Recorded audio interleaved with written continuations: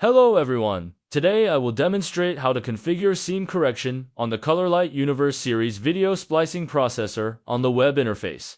Tips: before using the advanced seam correction feature, please make sure the receiving card of your display cabinet supports it. If not, update the receiving card firmware to a version that does. Click the seam correction in the top right corner. Enter the password 168 to access the advanced correction interface. Wait for the main system to detect the receiving cards in the screen group. Once detection is complete, click Enable Seam Correction. Then click Disable Calibration and select Seam Correction for screen view. Reduce the screen brightness to 20% for better visibility. Click Step Size to define the correction precision. The smaller the number, the more precise the brightness adjustments will be.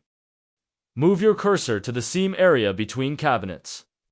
Click Add to increase brightness at the seam, or Reduce to decrease it.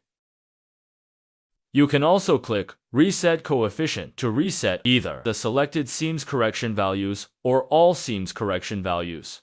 Next, click Enable Correct by Module and input the number of modules in width and height.